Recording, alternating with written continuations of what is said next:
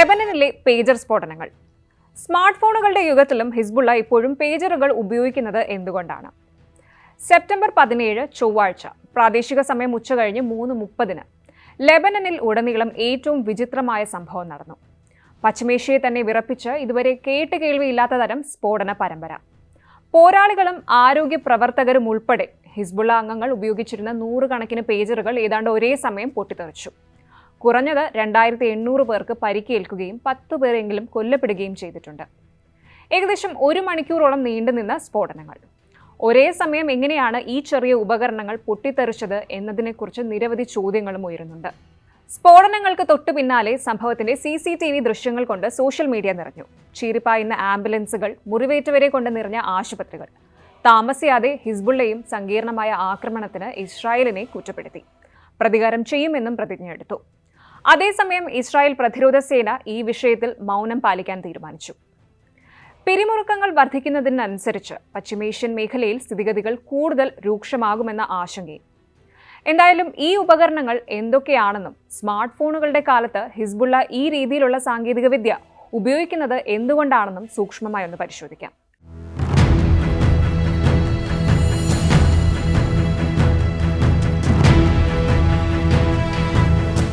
എന്താണ് പേജറുകൾ? കൈവെള്ളയിൽ ഒതുങ്ങുന്ന വലുപ്പത്തിലുള്ള ബീപ്പർ എന്നും അറിയപ്പെടുന്ന പേജർ 1960കളിൽ അടിയന്തര ആവശ്യങ്ങൾക്കായി വികസിപ്പിച്ച ചെറിയ വയർലെസ് കമ്മ്യൂണിക്കേഷൻ ഉപകരണമാണ്. ജനകീയ വിപണിയിൽ ദൃശ്യമാകുന്ന ആദ്യത്തെ കോമ്പാക്ട് മൊബൈൽ ആശയവിനിമയ ഉപകരണമായിരുന്നു ഇത്. ഇന്നത്തെ കാലത്ത് മിക്കവാറും എല്ലാവരും ഉപയോഗിക്കുന്ന സ്മാർട്ട് ഫോണുകളുടെ മുൻഗാമി എന്ന് പറയാം. ചെറിയ ബോക്സുകൾ പോലെ രൂപകൽപ്പന ചെയ്തിരിക്കുന്ന ഈ ഇലക്ട്രോണിക് ഉപകരണങ്ങൾ സന്ദേശങ്ങളും ശബ്ദ അലേർട്ടുകളും സ്വീകരിക്കാൻ ഉപയോക്താവിനെ അനുവദിക്കുന്നു. പേജറിലൂടെ മറ്റൊരാളെ ബന്ധപ്പെടാൻ ശ്രമിച്ചെന്ന് അറിയിക്കുന്നതിന് റേഡിയോ തരംഗങ്ങളിലൂടെ ഡിജിറ്റൽ സിഗ്നലുകൾ അയക്കുന്നു. ചെറിയ ടെക്സ്റ്റ് മെസ്സേജുകളും ഈ ഉപകരണത്തിലൂടെ അയക്കാൻ സാധിക്കും. സന്ദേശങ്ങൾ അയക്കുന്നതിനും സ്വീകരിക്കുന്നതിനും പേജർ അതിൻ്റെതായ ഫ്രീക്വൻസിയാണ് ഉപയോഗിക്കുന്നത്. ഈ സന്ദേശങ്ങൾ സംഖ്യകളോ ഒരു ഫോൺ നമ്പറോ അല്ലെങ്കിൽ ആൽഫ ന്യൂമറിക് ടെക്സ്റ്റോ മറ്റോ ആകാം. സ്മാർട്ട് ഫോണുകൾ ഇന്ന് സാധാരണമാണെങ്കിലും പേജിംഗ് പോലുള്ള സംവിധാനം 1921 ഡെട്രോയിറ്റ് പോലീസ് ഡിപ്പാർട്ട്മെന്റ് വികസിപ്പിച്ചതായി ചില റിപ്പോർട്ടുകൾ പതിറ്റാണ്ടുകളായി പേജറുകൾക്ക് ചുറ്റുമുണ്ട്. 1959 മാത്രമാണ് മോട്ടറോള വോക്കി ടോക്കിയുടെയും കാർ റേഡിയോ സാങ്കേതിക വിദ്യയുടെയും ഘടകങ്ങൾ സംയോജിപ്പിച്ച് വ്യക്തിഗത റേഡിയോ ആശയവിനിമയങ്ങൾ നിർമ്മിക്കാൻ തുടങ്ങിയപ്പോൾ പേജർ എന്ന പദം ഉപയോഗിച്ചത്. താമസിയാതെ പേജറുകൾ ലോകമെമ്പാടുമുള്ള ഏറ്റവും ജനപ്രിയമായ ആശയവിനിമയ ഉപകരണമായി മാറുകയായിരുന്നു. 1994 ലോകമെമ്പാടും കുറഞ്ഞത് 61 ദശലക്ഷം ബീപ്പറുകൾ പ്രചാരത്തിലുണ്ടായിരുന്നുവെന്ന് US ആസ്ഥാനമായുള്ള പേജർ നിർമ്മാതാവ് സ്പോക്ക് റിപ്പോർട്ട് ചെയ്യുന്നു. ഇന്ന് സ്മാർട്ട് ഫോണുകൾ എല്ലായിടത്തും ഉണ്ടെങ്കിലും ആശുപത്രികൾ പോലുള്ള ചില മേഖലകളിൽ പേജറുകൾ ഉപയോഗിക്കുന്നത് തുടരുന്നുണ്ട്. സെർച്ച് ആൻഡ് റെസ്ക്യൂ ഓപ്പറേഷനുകൾക്കായും മറ്റും അടിയന്തര സേവനങ്ങൾക്കും ബന്ധപ്പെട്ടിരിക്കുന്ന ഓർഗനൈസേഷനുകളും ഇന്നും ബീപ്പറുകൾ ഉപയോഗിക്കുന്നുണ്ട്. വാസ്തവത്തിൽ 2019 UK നാഷണൽ ഹെൽത്ത് സർവീസ് പേജറുകൾ നീക്കം ചെയ്യാൻ ഉത്തരവിട്ടപ്പോൾ കെയർ ടീമുകൾക്കിടയിൽ പേജറുകൾ ജനപ്രിയമായി തുടരുന്നതിന്റെ കാരണങ്ങളെക്കുറിച്ച് നിരവധി NHS ജീവനക്കാർ വാദിച്ചു. രോഗികളുടെ പരിചരണം ഏകോപിപ്പിക്കുന്നതിനും മറ്റുമായുള്ള നിർണായക ഉപകരണങ്ങളായി അവർ പേജറുകളെ പിന്തുണയ്ക്കുകയും ചെയ്തു. ഇനി എന്തുകൊണ്ടാണ് ഹിസ്ബുള്ള പേജറുകൾ ഉപയോഗിക്കുന്നത് എന്ന് പരിശോധിക്കാം.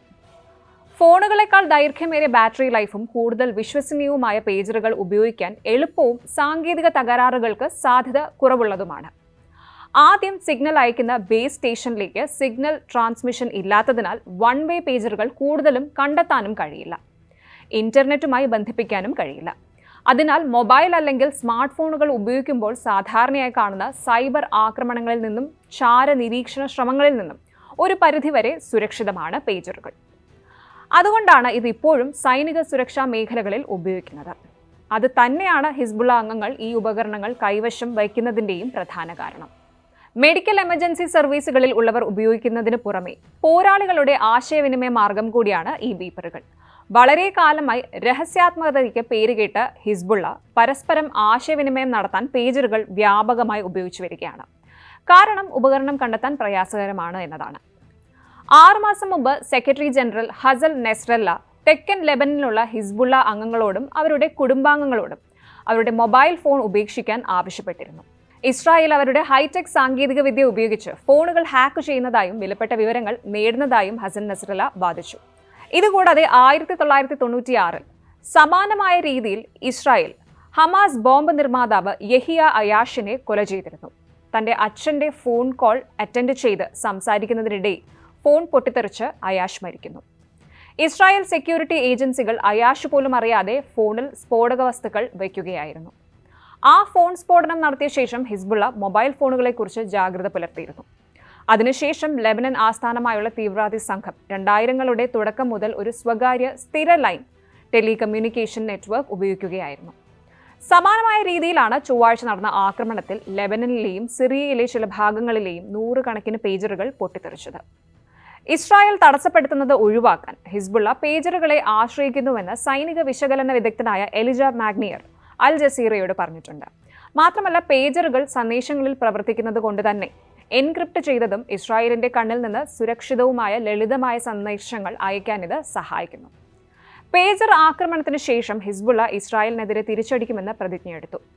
സ്ഫോടനങ്ങളെ ഇസ്രായേൽ ആക്രമണം എന്നാണ് ലെബനൻ ഇൻഫർമേഷൻ മന്ത്രി വിശേഷിപ്പിച്ചത്. ഗാസയിലെ യുദ്ധത്തിന്റെ തുടക്കം മുതൽ ഇസ്രായേലിനെ പിന്തുണയ്ക്കുകയും വെടിനിർത്തൽ ചർച്ചകളിൽ നേതൃപരമായ പങ്ക് വഹിക്കുകയും ചെയ്ത അമേരിക്ക പശ്ചിമേഷ്യയിൽ സ്ഥിരത നിലനിർത്തുക എന്ന ലക്ഷ്യത്തോടെയാണ് നീങ്ങുന്നത്. ഒക്ടോബർ 7, 2023 സാബത്ത് ദിനത്തിൽ ഇസ്രായേൽ ചാരക്കണ്ണുകളെ വെട്ടിച്ച് ഹമാസ് നടത്തിയ ആക്രമണത്തിന് 1 വയസ്സ് തികയാൻ ദിവസങ്ങൾ മാത്രം ബാക്കി നിൽക്കെ ഇസ്രായേൽ നടത്തിയ ഈ ഓപ്പറേഷൻ യുദ്ധം മറ്റൊരു തലത്തിലേക്ക് എത്തിക്കുമെന്നും ഉറപ്പാണ്. അപകടകരമാണെന്ന് വിദഗ്ധരും പറയുന്നു. ഇതുകൂടാതെ ഗാസയിലെ വെടിനിർത്തൽ ചർച്ചകളെ ഇത് ബാധിച്ചേക്കാം എന്നാണ് നിഗമനം.